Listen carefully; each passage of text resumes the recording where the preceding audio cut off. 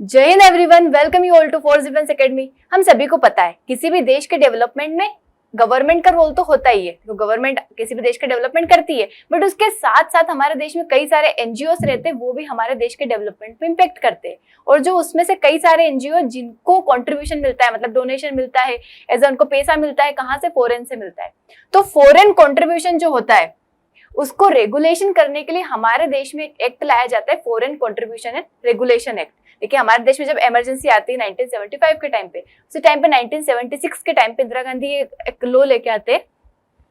1976 में आता है हमारे यहाँ foreign contribution and regulation act. ये इसीलिए लाया जाता है कि हमारे देश के इंटरनल अफेयर में कोई भी फॉरेन पॉलिसी, मतलब कोई भी फॉरेन पार्टी हो गया, कोई इंडिविजुअल पर्सन हो गया, कोई भी किसी का भी कंट्रीब्यूशन या इंटरवेंशन हमारे यहाँ नहीं होना चाहिए। हमारे यहाँ के पॉलिटिकल मैटर्स में या किसी भी मैटर में किसी भी फॉरेन एंटिटी का इंटरवेंशन नहीं होना चाहिए। उसको रेगुलेट करने के लिए ये एक्ट लाया जाता है 1976 में। देखो, अगर अभी की हम बात करें तो हमारे देश में अराउंड 20,000 प्लस क्या है एनजीओस वर्क कर रहे हैं, और मतलब इतने सारे जो है फॉरेन फंडिंग से वर्क कर रहे हैं, जिसमें 22,000 करोड़ तक की फंडिंग इनको मिलती है। मतलब इतना सारा पैसा एनजीओ को मिल रहा है, तो ये अलग अलग पर्पज से वर्क मतलब यूज हो सकता है। जैसे कि अच्छे काम में हो तो बहुत अच्छी बात है, लेकिन उसी फंडिंग का यूज गलत काम में भी हो सकता है। लाइक धरने प्रदर्शन करना, किसी चीज के खिलाफ वर्क करना, मतलब लाइक गवर्नमेंट ने कोई चीज लेके आए हैं बट उसको अपोज करवाने के लिए लोग फंड करते हैं बाहर से, यहाँ पे लोगों को इकट्ठा करते हैं और साथ में वो मिलके क्या करते हैं,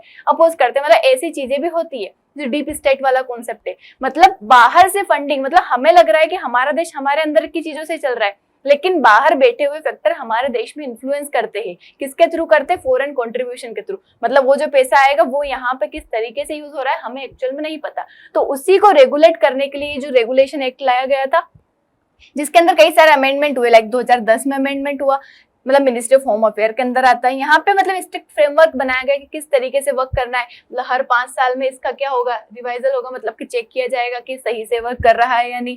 मतलब प्रॉपर यहाँ पे पॉलिसीज बनाई जाती है किस किस को फंड एक्सेप्ट करना है। मतलब पॉलिटिकल पार्टीज को फंड नहीं दे सकते, कोई इलेक्शन में जाने वाले कैंडिडेट को नहीं दे सकते, ऐसा जो कोई क्राइम में जुड़ा हुआ है ऐसे इंसान को फंड नहीं कर सकते। उसके बाद मतलब ऐसा जो कि देश को इम्पेक्ट करे डायरेक्टली, वहां पे फंड नहीं कर सकते। किसको दे सकते? तो social, religious, cultural, educational purpose से ऐसे लोगों के फंड प्रोवाइड करवा सकते हैं। तो ऐसे कुछ नॉर्म्स लेके आए थे 2010 में। 2020 में इसका अमेंडमेंट होता है, जिसमें और चीजें मैंडेट की जाती है कि जो भी कर रहे हैं वहां पे मैंडेटरी उनका एसबीआई न्यू दिल्ली में अकाउंट होना चाहिए, बैंक अकाउंट होना चाहिए। उसके बाद यहाँ पे सब ग्रांटिंग जो है, तो एसबीआई में अकाउंट होना चाहिए। साथ ही यहाँ पे सब ग्रांटिंग को बैन कर दिया गया था। ये सब ग्रांटिंग क्या होता है? लाइक एक कोई बड़ा एनजीओ है, मानो उसको पैसा मिला 1 करोड़ रुपए, ठीक है, तो वो क्या करता है कि दूसरे जो छोटे छोटे एनजीओ से 3-4, उसमें क्या करता है, फिर पैसे देता है। मतलब वो लेता है बाहर से, बाकी वो फिर इन छोटे छोटे एनजीओ को पैसा पहुंचाता है। तो ये चीजें मना कर दी गई कि डायरेक्टली पैसा लो और जिस चीज में आपको यूज करना डायरेक्ट तुम यूज करो, तुम्हें अलाउ नहीं है कि तुम अलग से किसी को ग्रांट करोगे। उसमें क्या होता है कि ट्रांसपेरेंसी खत्म हो जाती है। मतलब पैसा किसने दिया, फिर कहाँ गया, वो उस तरीके से पैसा क्या हो जाता है, यहाँ पे एग्जैक्ट उसका डेटा पता नहीं रहता, ट्रांसपेरेंसी नहीं रहती, अकाउंटेबिलिटी नहीं रहती, वो पैसा कहाँ यूज हो रहा है, किस चीज में हो रहा है, पता नहीं लग पाता है। तो सब ग्रांटिंग यहाँ पे मना कर दिया जाता है एसबीआई। उसके बाद यहाँ पे जो एडमिनिस्ट्रेटिव एक्सपेंस की कैप है, पहले ये 50% थी, ठीक है, 2010 में 50% थी। मैं बताती हूँ क्या होता है ये एडमिनिस्ट्रेटिव एक्सपेंस। तो एडमिनिस्ट्रेटिव एक्सपेंस की जो कैप है ये 50% से हटा के 20% कर दी गई थी 2020 में, और वही 2026 में भी है। इसका मतलब ऐसा है कि जैसे मानो किसी को 100 रुपए मिले, एग्जाम्पल लेते हैं हम कि 100 रुपए मानो एज अ कॉन्ट्रीब्यूशन उसको मिला है किसी काम के लिए, मतलब जो भी जिस भी पर्पज से वो इंस्टीट्यूशन बनाया गया है उसको 100 रुपए मिले। अब उसमें से पहले क्या होता था कि 50 रुपए तो वो उसके एक्सपेंसेस जो है, लाइक उसके एम्प्लॉइज की सैलरी देना, इलेक्ट्रिसिटी का बिल देना, रेंट देना, सफाई करवाना, इन पैसों में ही चला जाएगा। मतलब उन चीजों में ही 50 रुपए तो चले जाते थे, बाकी 50 जिस पर्पज के लिए इंस्टीट्यूशन बनाया गया है उसमें यूज हो पाता था। तो अब उसको कम करके कितना कर दिया है, 20%। मतलब अब सिर्फ तुम अपने एक्सपेंसेस में सिर्फ 20 रुपए खर्च कर सकते हो, बाकी 80 रुपए जो है आपको किस चीज में खर्च करना है, जिस पर्पज के लिए तुम्हारा इंस्टीट्यूशन बनाया गया है, मतलब सोशल, रिलीजियस, कल्चरल, एजुकेशनल, जो भी पर्पज से बनाया गया है उसमें आपको खर्च करना है। तो एडमिनिस्ट्रेटिव कैप को 50 से 20% कर दिया। उसके बाद आधार मैंडेटरी कर दिया था इसमें। ये सब इसीलिए किया गया था कि जो फॉरेन कंट्रीब्यूशन आ रहा है उसका हम अच्छी तरीके से रेगुलेशन करें, अच्छी तरीके से ध्यान दे कि वो एग्जैक्ट पैसा कहाँ जा रहा है, उसका मतलब प्रॉपर हमारे पास अकाउंटेबिलिटी हो, ट्रांसपेरेंसी हो।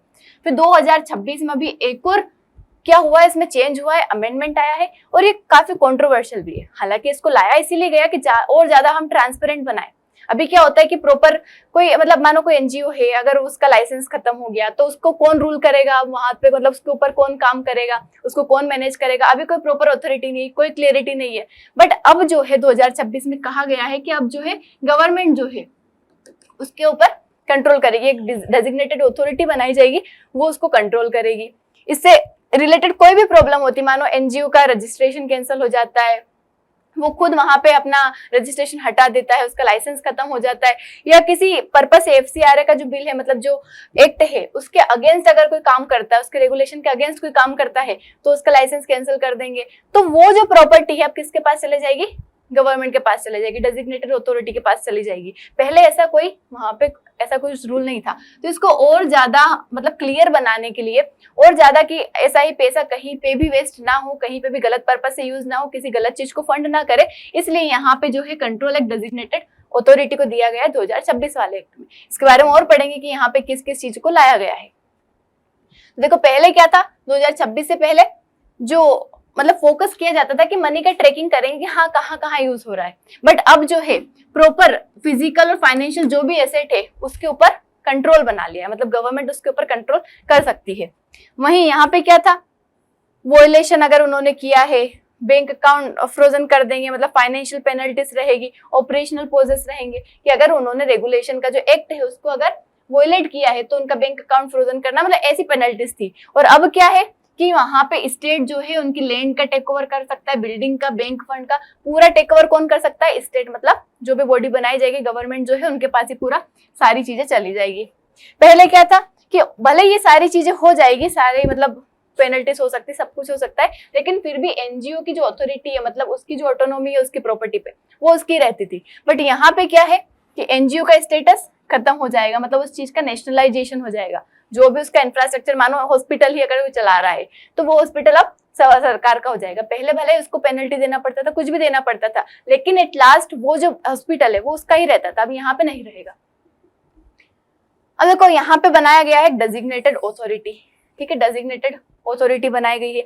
ये कौन अपॉइंट करेगा, सेंट्रल गवर्नमेंट अपॉइंट करेंगे, मतलब ब्यूरोक्रेटिक पर्सन इसके अंदर रहेंगे, जुडिशियल ओवरसाइट को देखा जाएगा। यहाँ पे क्या करेंगे कि अगर किसी एनजीओ का physical asset like land, building या कोई भी उसका लाइसेंस अगर कोलैप्स हो जाता है, मतलब लाइसेंस पर्टिकुलर 5 साल का है, हमने बोला 5 साल के लिए रहेगा, मतलब जिस भी पर्पस के लिए उसने बनाया गया, अगर वो कोलैप्स कर जाता है तो उसके जो भी बिल्डिंग है, जो भी चीजें है, उसका इंफ्रास्ट्रक्चर है, वो सब कौन ले लेगा, किसके पास आ जाएगा, ही डेजिग्नेटेड अथॉरिटी के पास आ जाएगा।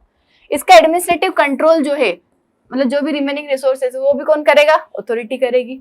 उसके बाद जो ट्रांसफर और सील, मतलब इनके पास ये भी पावर है कि अगर वो चाहे तो उस प्रॉपर्टी को बेच भी सकते हैं, किसी को रख भी सकते हैं, अपने पर्पस से यूज भी कर सकते हैं, ठीक है। और बाकी उसका जो पैसा है बाकी कहाँ जाएगा, सरकार है तो सरकार का पैसा कहाँ रहता है, कंसोलिडेटेड फंड ऑफ इंडिया, तो वहां पे उनका पैसा जाएगा।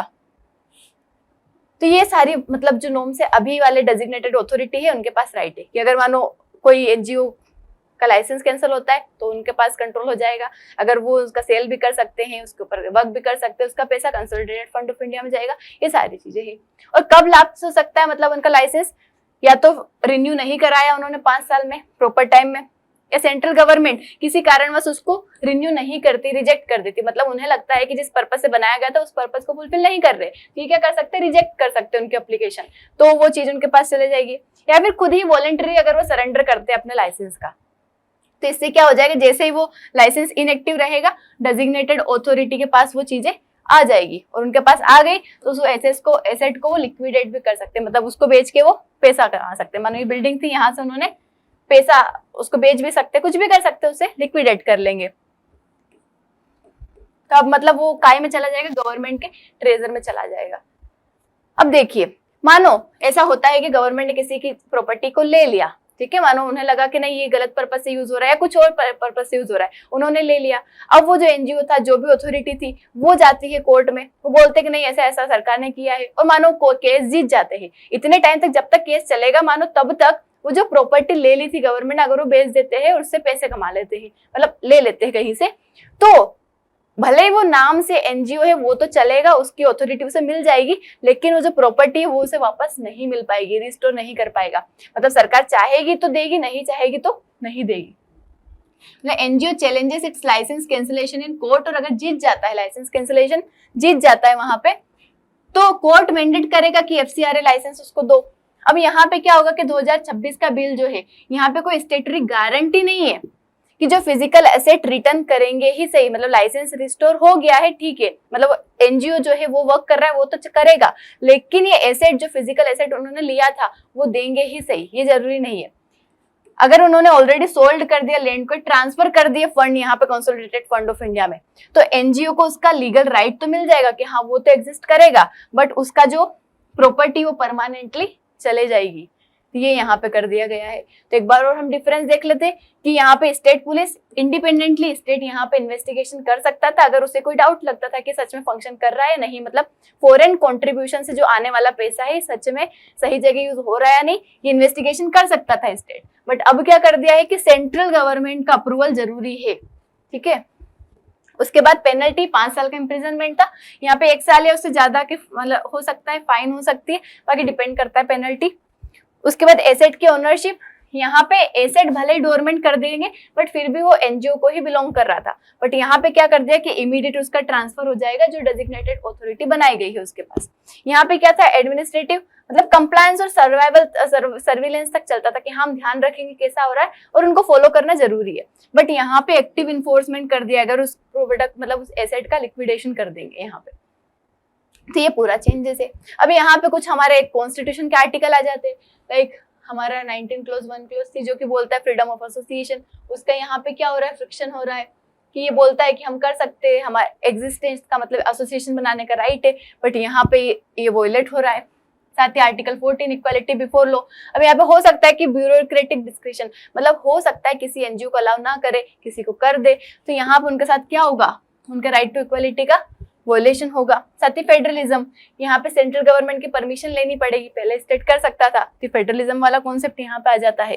साथ ही ड्यू प्रोसेस जो है ये सब इम्पैक्ट होंगे। साथ ही आर्टिकल 26 जो रिलीजियस की बात करता है कि वो अपने इंस्टीट्यूशन बना सकते हैं, अपने अकॉर्डिंग बना सकते हैं, तो यहाँ पे माइनॉरिटी वाला भी एक कॉन्सेप्ट आ रहा है कि जो माइनॉरिटी है मतलब उनको यहाँ पे ऐसा लग रहा है कुछ लोगों को कि उसको टारगेट किया जा रहा है, वो जो छोटे छोटे एनजीओ है वो यहाँ से हट जाएंगे, वो फंक्शन नहीं कर पाएंगे सही से, ऐसे कई सारी चीजें यहाँ पे बात की जा रही है। जैसे केरला में काफी ज्यादा इसकी कंट्रोवर्सी चल रही है।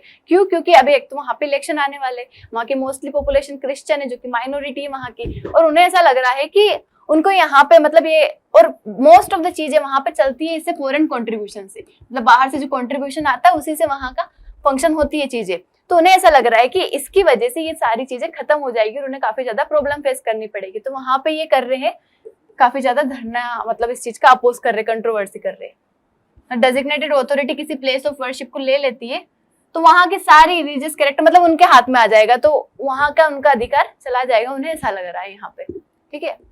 ये गवर्नमेंट ने जो बताया इसका रीजन कि क्यों किया है, देखो पहली बात तो कि फॉरेन फंडिंग अगर आती है तो वो हमारी चीजों को वेपनाइज कर सकते हैं, मतलब हमारे यहाँ की चीजों का यूज करके हमारे ही लोगों को हमारी सरकार के अगेंस्ट ले जा सकते हैं वो, मतलब उस पैसे के थ्रू।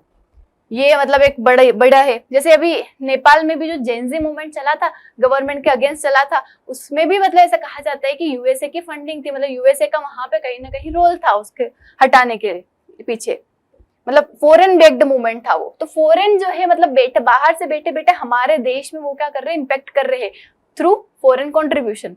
साथ ही हमारे यहाँ इन चीजों पे like money laundering, religious conversion कराना, थ्रेट फैलाना अलग अलग चरों का तरीके का, टेरर फंडिंग करना, ऐसी चीजें यहाँ पे हो सकती है। तो इसीलिए गवर्नमेंट ने जो है यहाँ पे स्ट्रिक्ट ये रूल्स लगाए हैं, स्ट्रिक्ट चेक लगाया है कि ऐसी चीजें ना हो, हमारे देश की नेशनल सिक्योरिटी जो है वो अफेक्ट ना हो, कहीं से कहीं तक इंटरनल सिक्योरिटी अफेक्ट ना हो।